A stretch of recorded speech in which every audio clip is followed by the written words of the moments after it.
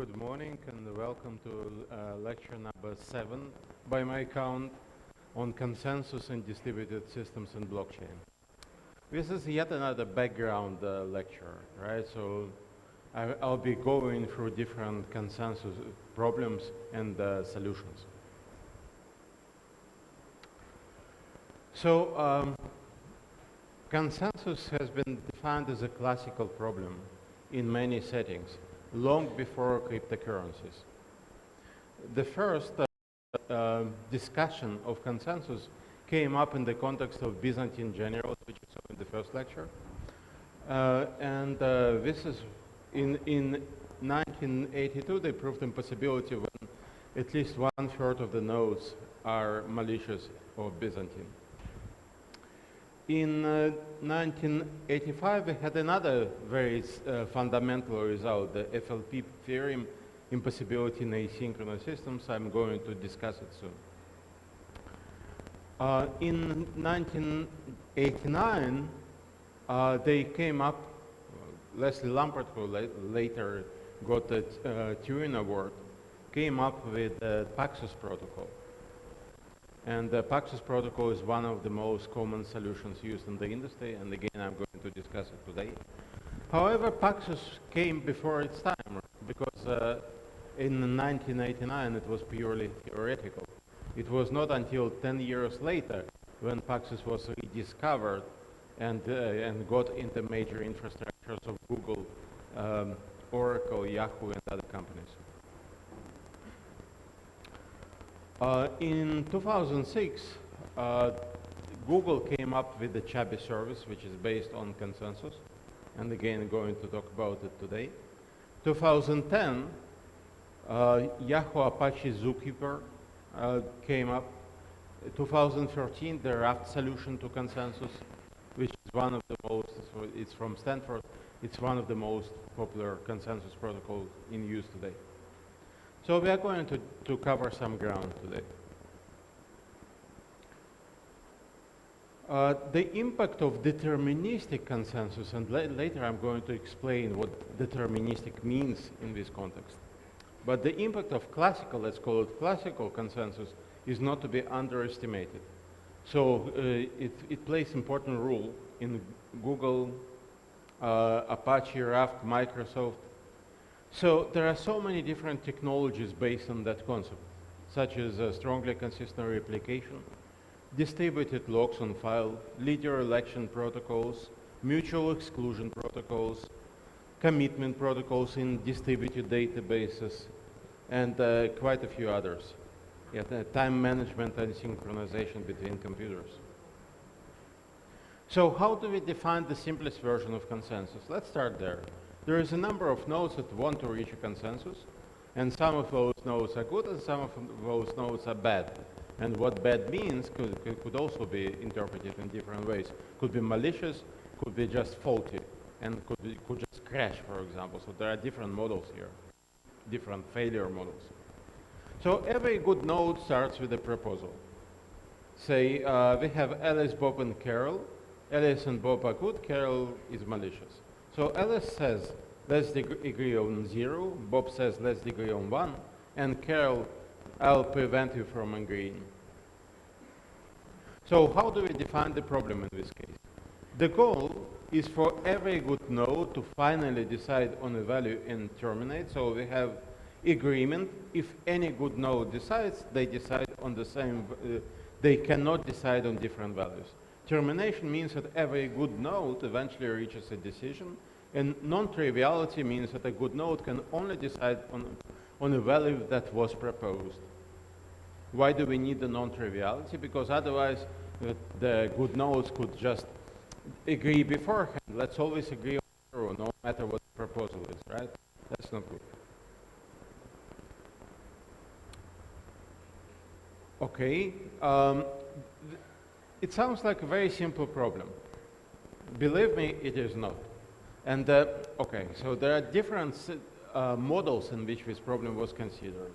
Different, what is a model? Model means assumptions on how fast, how synchronous the network is, how synchronized the pace of the processors are, what the fault model is, and so on. So here you could see some dimensions of the assumptions in the model. So the model could be synchronous, partially synchronous, and asynchronous. What is synchronous? Synchronous, it means that the network delays are bounded. Then the network processor speed, the processor speed is bounded. So everything is bounded, and therefore we could put a hard time limits on every step. Then it's easier to agree. Why is it easier to agree in a synchronous model? Because if I don't hear from someone for a certain limit of time, I would know that that's other node from which I don't hear is faulty. In asynchronous model, I cannot do that. Maybe that node just slow, maybe the network is slow. So it becomes much harder in asynchronous. On partially synchronous, so asynchronous means no limit whatsoever, and partially synchronous means some intermediate limits. And there are quite a few different models here. Okay, different dimension is the dimension of faults. The simplest failure model is when nodes just crash and stop doing whatever they are doing. So they never recover. A more difficult, more elaborate model is a model in which node can not only crash but later also recover. A different model is a model in which nodes behave rationally. And what do I mean rationally? They try to follow the protocol, but they also try to gain some personal gains within the, in addition to following the protocol. And the worst case is when the nodes behave maliciously, so they try to break the system in all ways possible. Yet another dimension is that of the membership, that is the constellation of all the nodes in the system. Can we assume that every node knows every other node in the system at any point in time? Well, initially that assumption was not unreasonable because we had systems with 4 servers, 4 nodes, right? And we could assume that we configure them all to know each other at any point in time. But of course, like in a data center with tens of thousands of nodes, that assumption becomes a bit unrealistic, both because of the dynamicity and because of the scale. Right, so what can we assume about the membership? Is it known, is it unknown? Is it static, is it dynamic? And there are different combinations, and for each combination the answer and the best solution for consensus would be different. There are quite a few additional questions and assumptions. Can we use digital signatures? What do we assume about the digital signatures? What do we assume about the underlying network? Yeah, we said synchronous, asynchronous, but there's more to it. The behavior of the network in local or municipal networks is quite different from wide area networks, right? And yet quite different from wireless networks. So again, choices and choices and choices lead to the multiplicity of problems hidden beyond a single short definition.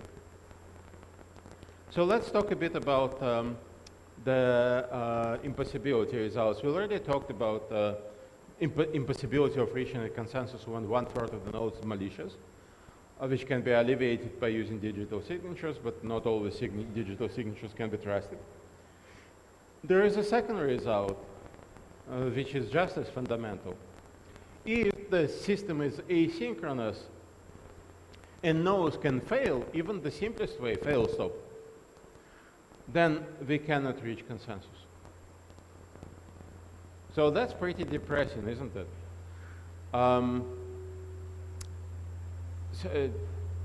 So why is it the case?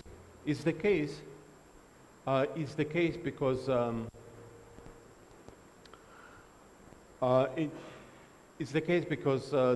different nodes can.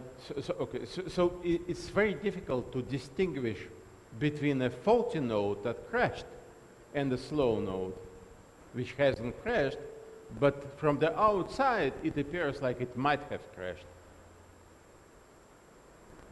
And later, like half an hour later, it recovers and said, here I am. But well, we already assume you are not with us any longer.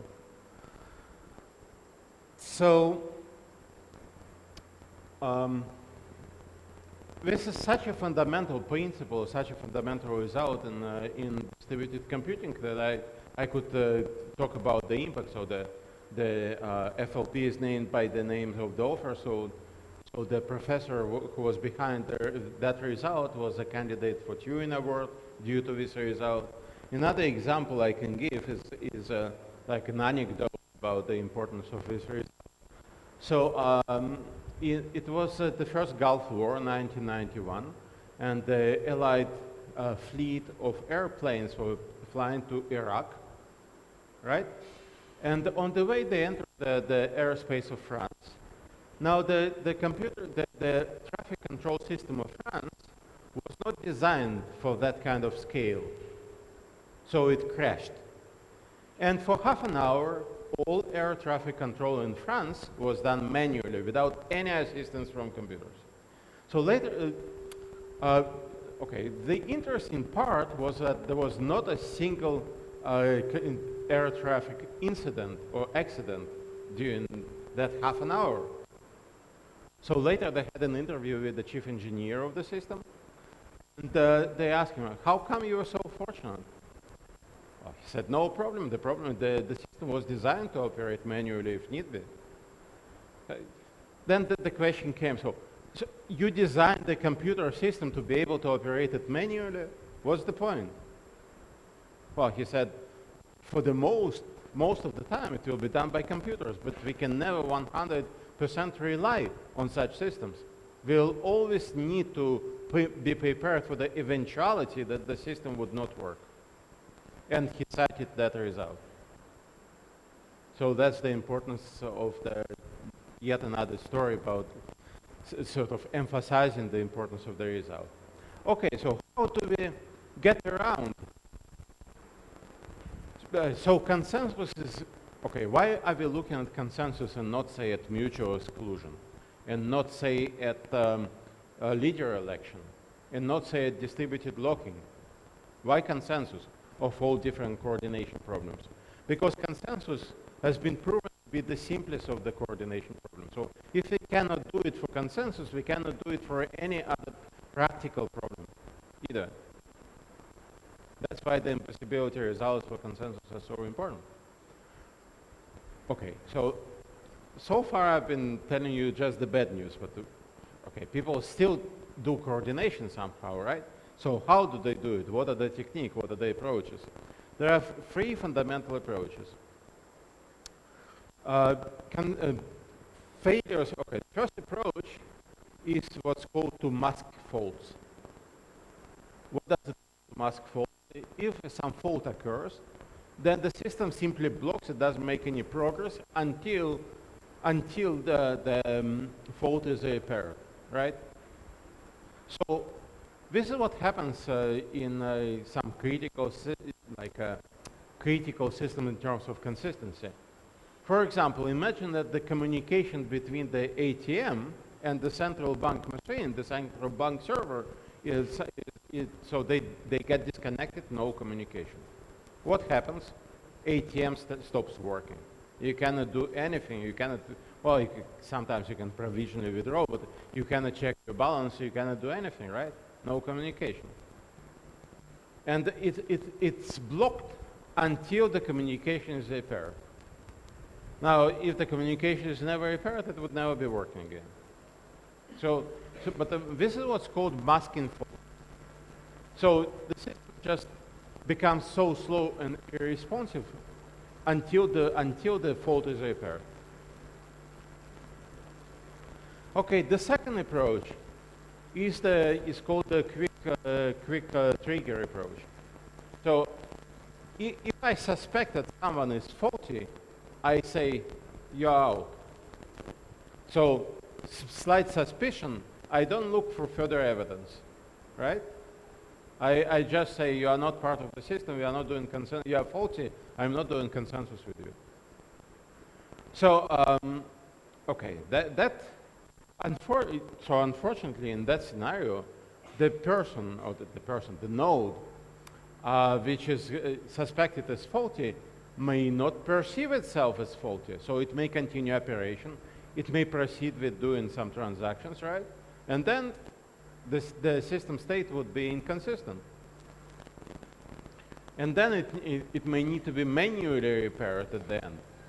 So this is the approach taken by for example, by Amazon.com. So in Amazon.com, there have been known cases when the person was not charged for the order. Why? Because there was because of the consensus problem. So Amazon.com prioritizes throughput of transactions. And if sometimes there is a problem with the agreement, the Amazon.com prefers to suffer the financial losses for that particular case. However, it would be worse for Amazon to stop transactions, because Amazon.com gains on the throughput on transactions much more than it would lose on one individual transaction. So that's a different second approach. There is also a third approach. The impossibility result assumes that everything is deterministic, that nodes cannot flip coins. Well, in reality they can. Why not? There have been randomized protocol and solutions, so why not apply those? So by using a randomization, we can overcome this result. And by the way, this is what Bitcoin is doing. However, the problem with the using randomization is that the protocols become much more difficult to analyze. And the second problem is that randomized protocols, they may take a lot of time to reach the consensus, even if they do. So those are the three principal approaches. Now, I would like to show you some consensus solutions, so classical consensus solutions, not the Bitcoin ones. Such classical consensus solutions are used, for example, in Hyperledger, in different projects related to Hyperledger. So they also play important role in blockchain, if not in Bitcoin. But I was thinking how to present, because before you get to understand the advanced solution using Hyperledger, you need to have some basics about consensus protocols. So I was thinking to start by the simpler protocol, which is Paxos. So Paxos, what is it? It's the most commonly used consensus algorithm. Well, today it competes with Raft. It's a fundamental building block for data centers. So it underlies problems and solutions such as distributed leader election lock, distributed resource control, such as the naming service at Google, management of distributed logs, and it's used by most data centers and cloud providers, including Google, Chubby, Amazon Web Services, Oracle, NoSQLDB, VMware, Microsoft, IBM, you name it. Let's take a look at how Google uses Chubby. So that's like that's a very simplified illustration of the infrastructure at Google. So we are all familiar with Google Drive, Google Calendar, Google Analytics, and Gmail, right?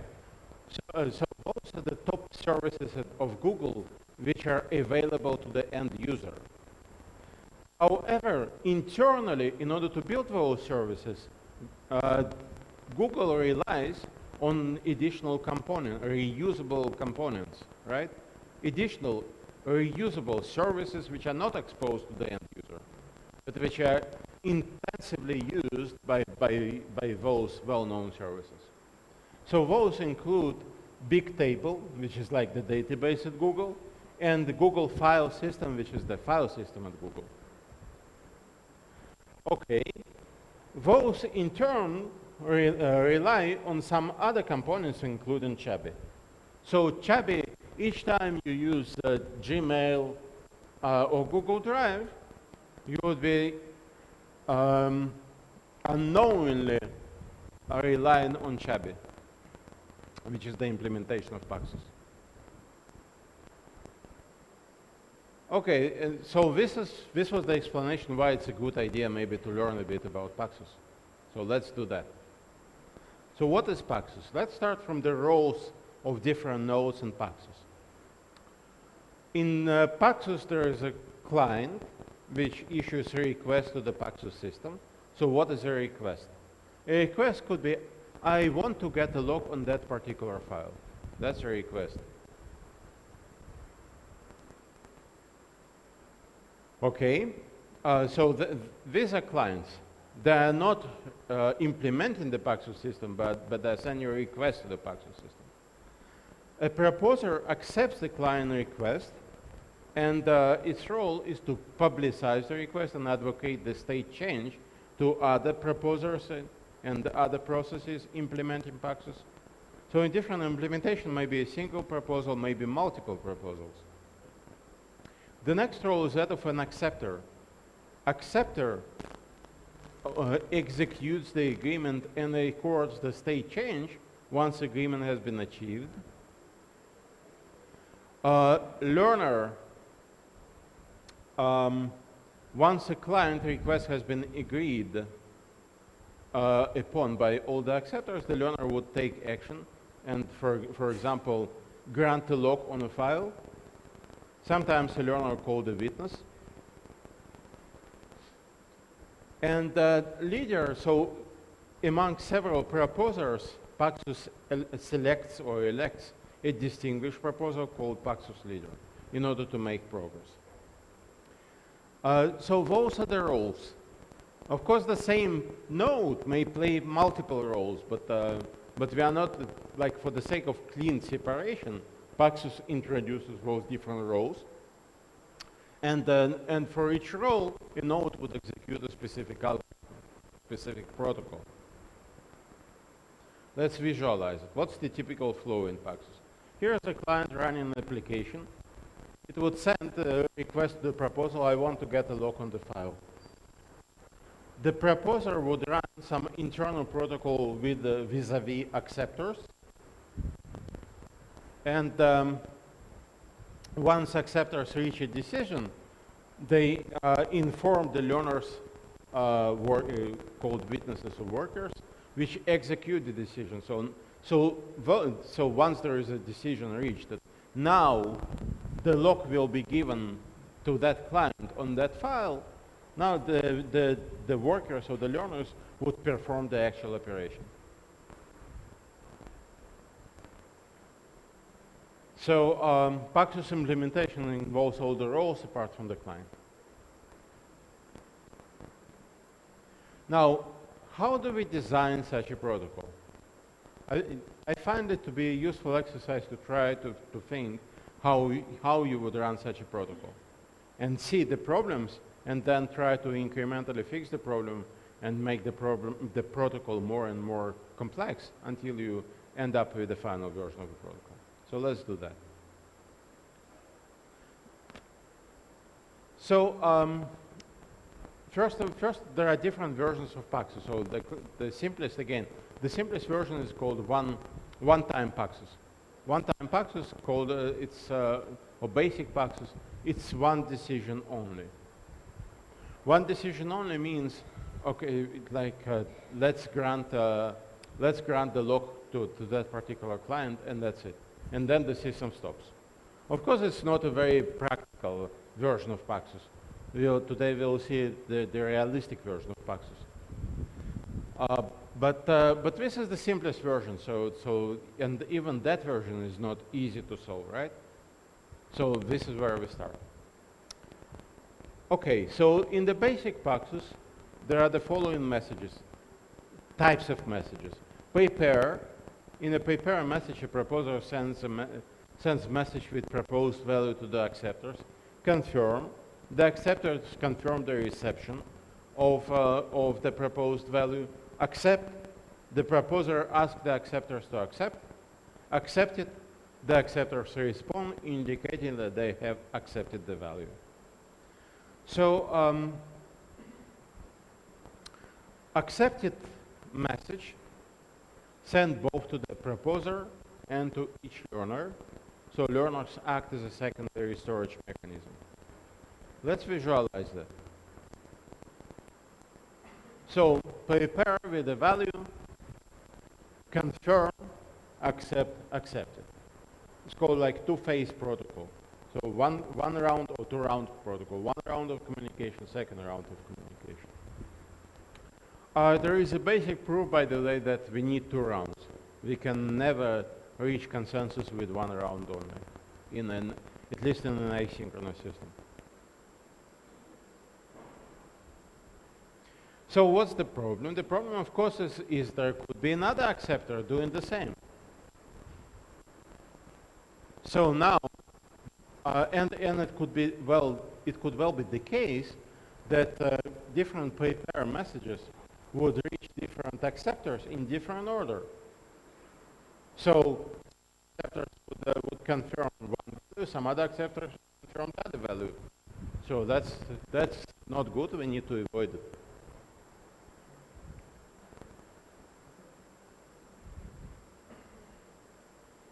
So the classical technique introduced in such situation is to break the symmetry with proposer IDs. So what we do here is that pair message would include the ID. So every node, in this case, and every proposer is given an ID, which could be like just a number, or could be the IP address, could be anything. It must be unique, and it must also be sorted. So we would know which ID is bigger than which other ID. So a pair message would include the ID of the proposer. Same here. Now, what happens here is that, so both values P and Q, both proposals would be confirmed by different processes. However, what happens here is that then the proposer would send the accept message, and the accept message would include both the ID and the proposed value. And then what the acceptors do, they compare the ID, and they break the symmetry, for example, by selecting the biggest ID. So even if this acceptor send confirm to P, it would see that Q is bigger than P, and then it would accept the value from Q, overriding the previous confirm.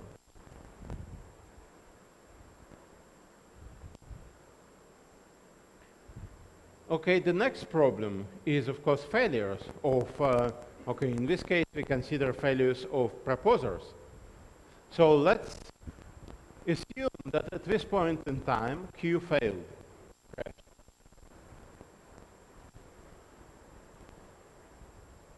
Then the protocol is blocked again. We need to do more. We need to overcome failures. How do we do that? So let's make the protocol a bit more complex, step by step. So we need to monitor proposers for failures and establish additional proposers if the current one fails. That's one thing we need to do. We also need to index proposals by an increasing sequence number and give them timestamp. So the timestamp would include two things: the ID of the proposer and the increasing count from that proposer. And timestamp is used like the ID, not of the proposer, not of the node, but the ID of the proposal. So the same timestamp would be used in the prepare and accept message to indicate that it refers to the same proposal. Now, we don't call confirm it any longer, it's a promise. Acceptors promise something to the proposer. What do they promise? They promise that if the timestamp in the prepare message is smaller than or equal to any timestamp previously received by the acceptor from any proposer, the acceptor would ignore the proposal. Otherwise means the timestamp in the prepare would be bigger than any timestamp previously received. It returns a promise to ignore all future proposals with a smaller timestamp. So this way, acceptors may give a promise to multiple proposals, but only if those proposals have increasing timestamp. So let's see how it works. The same scenario, P and Q push in different values, and here, so Q has a big ID, here Q fails, crashes. Okay, so P sends a paper, this time with the timestamp 1P, 1 because it's the first proposal from P. It's a count. And then it would get a response promise 1P. And the Q will get a responses promise from the two other acceptors promise 1Q. Actually, also from this acceptor, right? Because this acceptor will see both promise 1P and promise 1Q, but 1Q is bigger than 1P. So it will, even though it sent a promise 1P, but promise only means to ignore proposals with smaller timestamp. But 1Q is a bigger timestamp, so the same acceptor would send the same, another promise, right? Okay, so then there is a crash. Then there is a timeout. We monitor processes for crashes. And then at this point, P realizes that there is no solution. So what does P do? P increases the counter from 1 to 2 and sends another attempt, another proposal, 2P.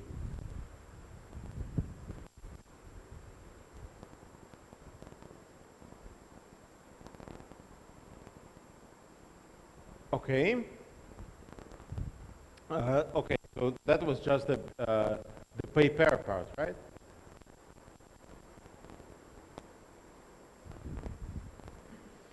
So then after P, okay, sorry, it's a different scenario. I should come back here. So what would happen here is incomplete, right? So here P sends a proposal to P, and which would be, then it would get promises from all three acceptors, and then it would send accept to P, and will get accepted to P from all three acceptors. So that would be a good flow without further failures. Now let's take a look at the different scenario. In this scenario, in this scenario, P was winning with 1P, so it sent accept V1P. Then the three acceptors accepted the proposal. However, P crashed in the middle. So in this particular case, in this particular scenario, okay, then Q, after all this happened, Q sent pair 1Q, got 1Q sent accept Q. Then what do? If the acceptors go along with the second proposal, the two proposals are accepted. If they ignore the second proposal, then the system is blocked because this one has failed.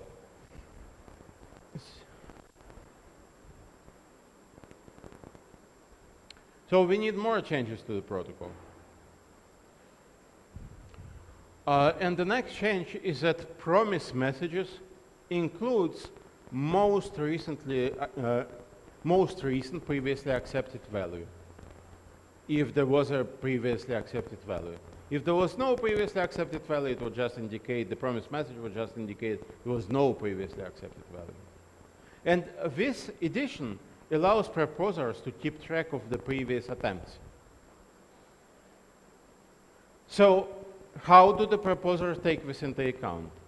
So the proposer would send a proposed message, would get a promise. If, according to the promise, there were no previous attempts, the proposer would just include its own request it was advocating. However, if there was a previous attempt, then the proposer has to switch its own wish to the value used in the previous attempt. And acceptors perform the same timestamp check when accepting as when promising, right? So only increasing timestamps. So with that addition, the Paxos protocol may accept, not only promise multiple proposals. However, if it accepts multiple proposals, all accepted proposals will have the same value. So let's see an example. The same scenario, right? Failure here, pair 1Q. The main difference here is that the promise message would include V. This is the main addition. Right? Where does V come from? From the previously accepted value. And this allows Q to learn the previous attempt. So then, instead of sending accept U as it originally wanted, it replaces U with V. Okay, and it will get it accepted, so both proposals are accepted. However, it doesn't matter because they both contain the same value. There is no disagreement. The next problem in Paxos is called dueling proposers. There is first, okay, P sends 1P, promise 1P null because there was no previously accepted value. Q, slightly later, sends prepare 1Q, gets promise 1Q null. P sends accept V1P, it fails because now the acceptors already promised to 1Q. They cannot accept 1P. Then let's suppose that Q became slow. So after a timeout, so P doesn't know if Q failed or just became slow. Again, the FLP is out, the impossibility. It's impossible to distinguish between a slow process and the failed one. Okay, so P would send, after a timeout, would send prepare to P and get, in a response, promise to P null. Wow, because 2P is bigger than 1Q. At this point, Q wakes up, says, here I am, and continues with its proposal, which is 1Q. So accept U, 1Q. Well, it would not be accepted because it was already promised to 2P. Okay, now P is slow and Q becomes fast. So after a timeout, there will be prepare to Q, sent by Q. So in which case it would promise it would get a response to Q now. In theory, this duel between the two proposers could go forever. Of course, it's very unlikely because in order for this to happen, they need to play along so one would become slow exactly when the other becomes fast, right? And vice versa. So in order for this scenario to continue for a long time, there is a need for a very specific schedule, which is unlikely, right?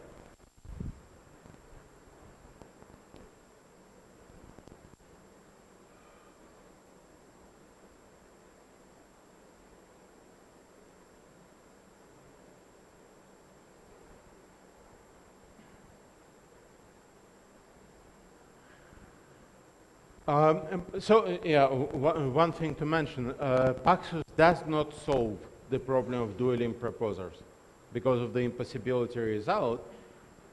Because of the impossibility result, so we cannot reach consensus in any situation. So Paxos just assumes that it would not happen for a very long period of time. Yes, please. What is the promise? Is a message sent by an acceptor to a proposer, and the semantic of a message, yes, I've seen your proposal. I promise not to accept any proposer with a smaller timestamp, only with bigger timestamps. That's the promise.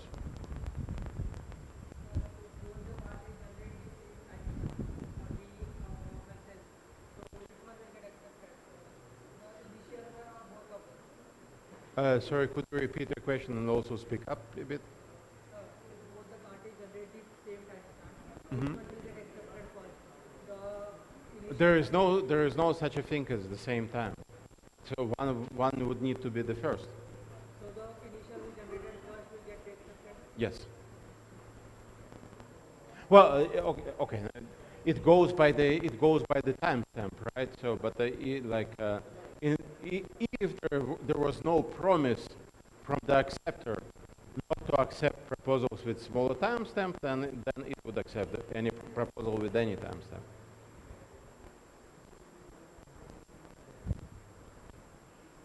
All right. Next problem. So far, we've only talked about failures of proposers, right? But acceptors can also fail. So what do we do about it? Well, according to what we said, the protocols we were talking previously, it would block. Why? Because proposer wants to get both promise and accept from each and every of acceptors. Okay, so we need to further modify the protocol and make it even more a bit complicated. Okay, so the idea, we collect the responses from say, a majority of acceptors instead of all acceptors. If we only collect the responses, or if the proposer is satisfied with getting the responses from only a majority and not all acceptors, then the system can tolerate failure of minority of acceptors.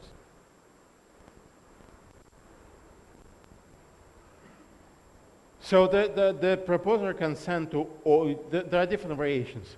The proposer can still send to all acceptors, but only wait for a response from majority, or it can only send to a majority.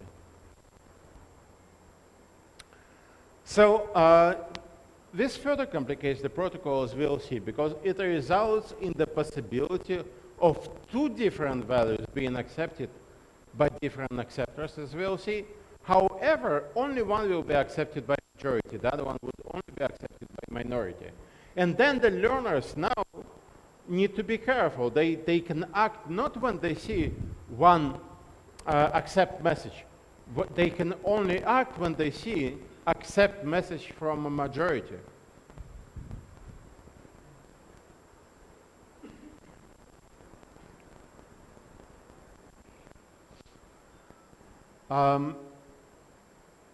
So in this scenario, we have accept v1p, accept it, and then we have two failures at the same time, one of p and one of say this proposer. So the message never reaches the accept message, never reaches this acceptor, and this acceptor either, only this acceptor. Okay. So this acceptor responded with accepted. These two acceptors, they have never heard the accept message. In the meantime, what happens is that Q sends prepare 1Q. Now, previously, all acceptors have seen prepare 1P, but 1Q is bigger, so it's okay. So these two acceptors would send back promise 1Q null because they have seen this message. So they can still promise. And null because it was not, according to these acceptors, there was no previously accepted value. Now Q sends accept U1Q, and it also fails to make it more interesting. And then these two acceptors have absolutely no problem. They send back accepted U1Q. So now we have a situation where both values are accepted. Here, this acceptor accepted V, these two acceptors accepted U. However, only U was accepted by majority. V was only accepted by minority. Please note that this scenario is only possible when the sets of acceptors is not overlapping, right? Because if there was one acceptor in the intersection between what P was doing and what Q was doing, then the acceptor in the intersection would be able to detect and send back the feedback, so it would not accept both proposals.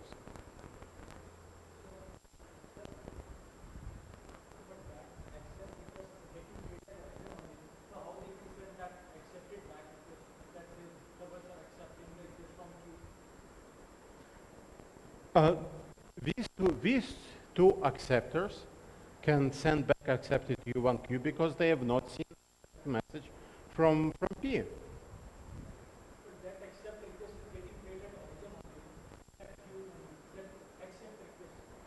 Oh yeah. Well, Q sends to all, but let's suppose that because of this failure, it would not reach this acceptor, right? So it turns out like it's like P and Q are interacting with different subsets of acceptors. This is what effectively happens in this scenario. Okay.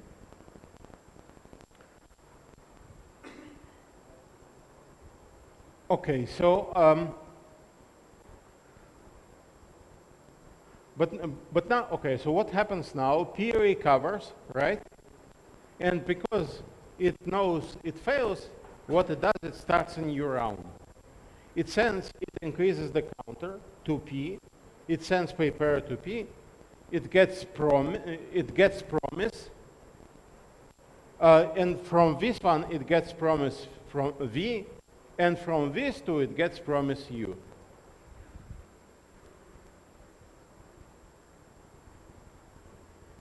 Now, it needs to know that it would need to further push U and not V. So how would it know? It's a bit tricky, right? So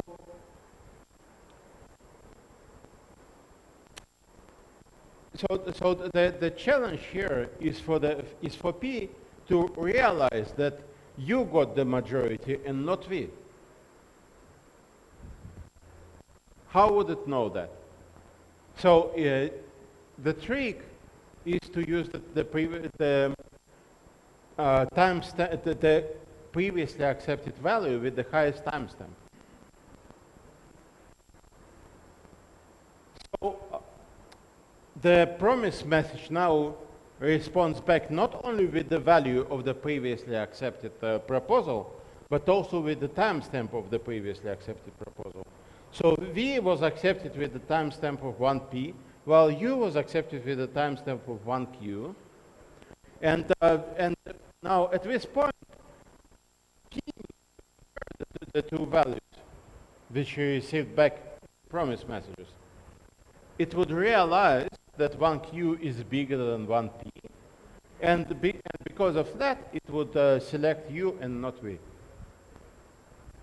So that's one of the trickiest parts in the Paxos protocol. So now we are ready to see the final version of the protocol with all the complications that we've seen along the way.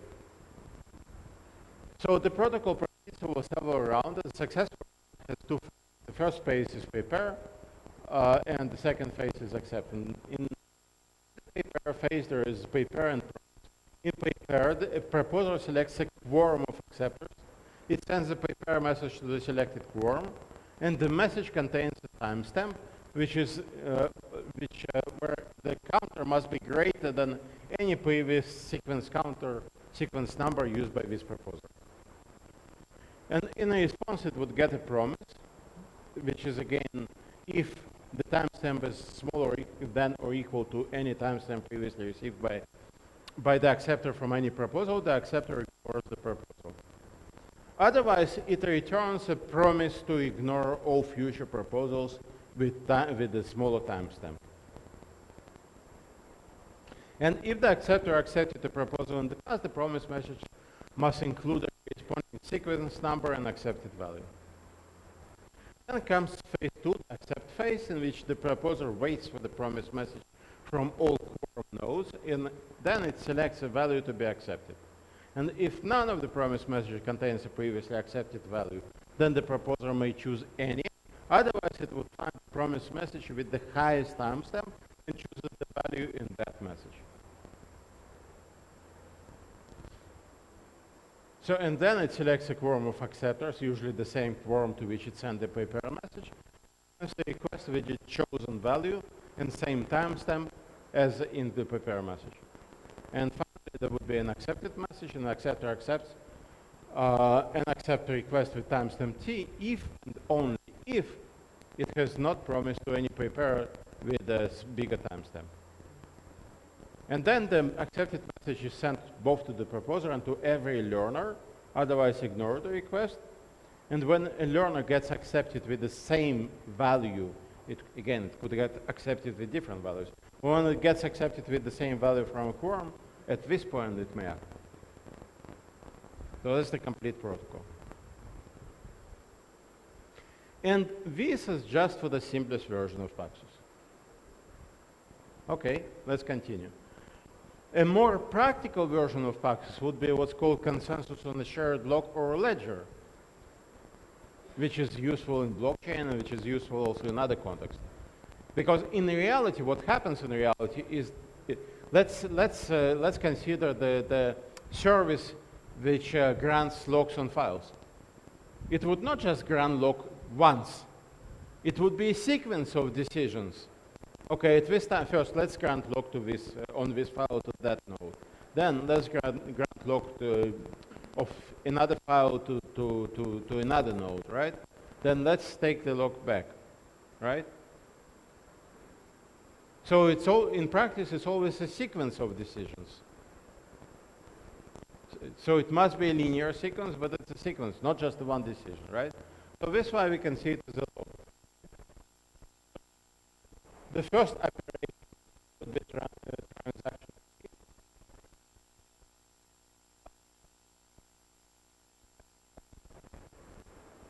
Okay. So then what would be the second operation, right? So there must be agreement about second operation. There must be agreement about third operation. And again, curl is trying to prevent all different agreements. So this is similar to the problem which is solved in Hyperledger Fabric, for example. This is just one system, blockchain system, which does it, but there are many others. And again, the Google Chubby effectively solves this variation, this flavor of the problem, with a sequence of decisions.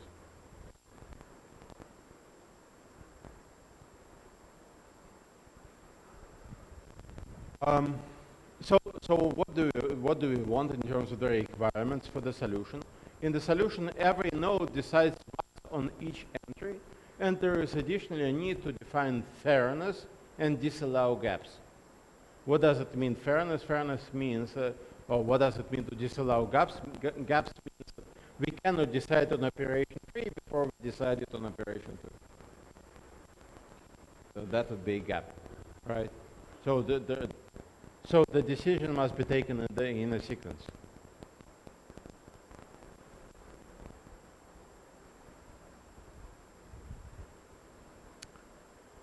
So historically speaking, what was the role of probabilistic consensus for Bitcoin? As I mentioned, the FLP impossibility result only holds for deterministic guarantees, not when you flip in the coin.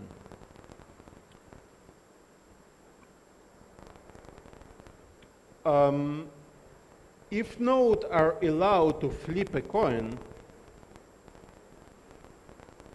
and change their proposal, consensus can be solved with high probability. So the idea of a probabilistic protocol is that every node is now allowed to send multiple proposals, right? Before deciding, even if there are no failures. Previously, the node would be only sending different proposals in case of failures or problems. Now, with probabilistic, the node can just randomly decide on a different value. So the idea of a basic probabilistic protocol is that, again, like there is a need to decide between two proposed values, right? So the proposal flips a coin when choosing which value to decide from.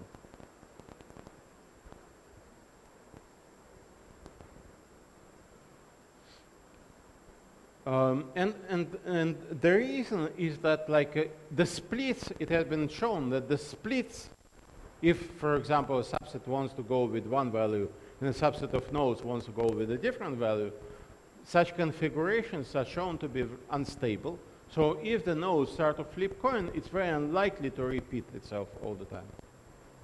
And this is why eventually there would be a majority for one value over the other.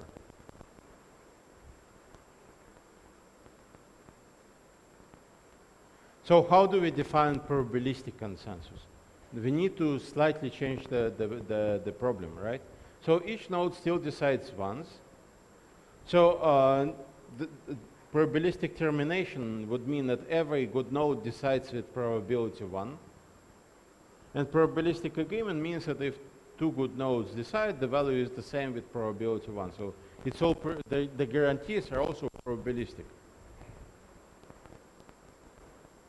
So it's not easy, though, to compute the probability over distributions. Well, so what was the importance of this type of algorithms before Bitcoin? It was theoretically interesting, but was virtually never used in practice, right? Because it was it was perceived as more robust and scalable, but the scale was never there in practice. One interesting tidbit: Chubby, even today, like. You know, the infrastructure of Google is quite comprehensive. It runs on many tens of thousands, hundreds of thousands of servers. However, all of them are served by a single deployment of Chubby, which runs on 5 servers. With some redundancy baked in, so if one of the servers fails, then there would be some backup server which would immediately be brought up at this point.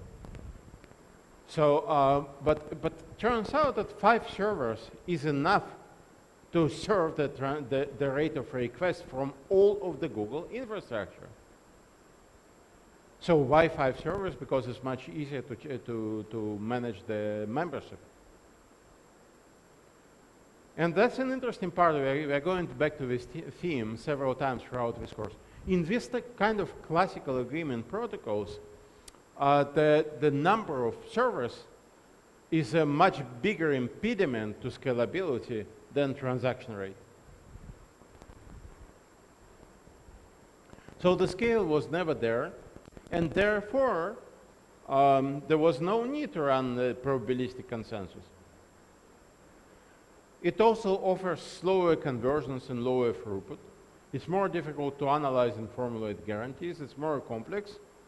And there was not a single commonly used system in the industry before Bitcoin, which was based on probabilistic consensus as opposed to the classic consensus.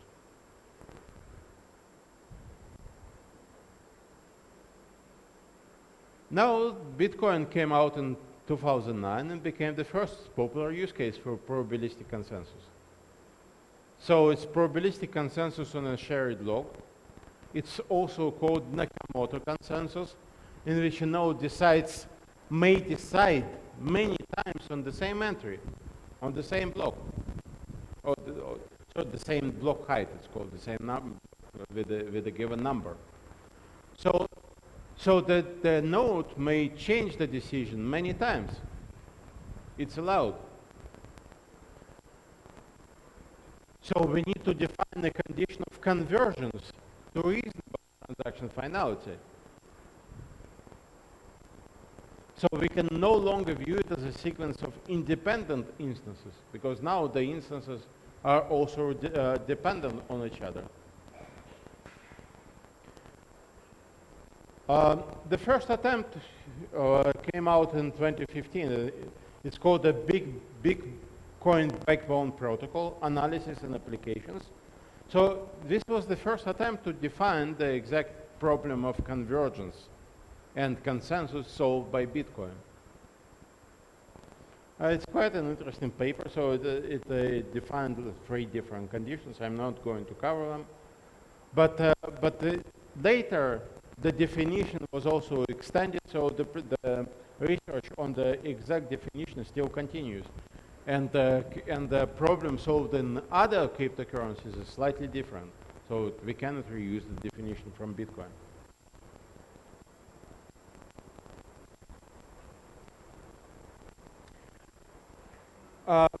One interesting observation is that so far, the branching in Bitcoin was not a big problem. So far, we have not observed very long branches. We talked about branches in Bitcoin last time. But the longest observed branches were of length 2 each. Not very long. However, this is because of the average time to produce a block, 10 minutes. In Ethereum, for example, same ideas were used, but the time was much shorter, and the branching was much higher compared to Bitcoin. We are going to talk about Ethereum separately. So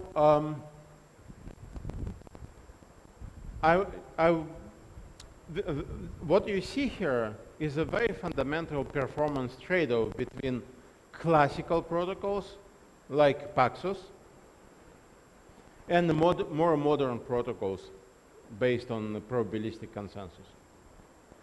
So you can see 2 dimensions here. One dimension is that of nodes, while the other dimension is that of transactional throughput.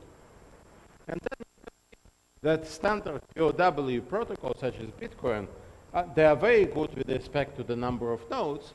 They are quite low with respect to the both throughput and latency of transactions. So high latency, low throughput. And then we have standard protocols like Paxos, which are much, much better in terms of the latency and throughput, but usually run on a very small number of nodes. So there have been many attempts to breach over the gap, right? You see like the bipolar distribution between the 2 extremes. So there have been an attempt to breach over. All attempts only had some sort of moderate success. We are going to talk about some of those attempts in this course. But yes, today we are going to cover, for example, Bitcoin NG, which is much better than Bitcoin, but it comes with a price tag. And there have been attempts to parallelize the execution of Paxos protocols. Now, I would like to talk, so far we only talked about Paxos. I picked Paxos because I believe it's the easier protocol to learn, and it's also simpler than other protocols. So Raft is a bit similar to Paxos. I'm not going to cover Raft, even though it's another very important protocol and also used in Hyperledger Fabric. But I would like to talk about the difference between BFT protocols and the Paxos.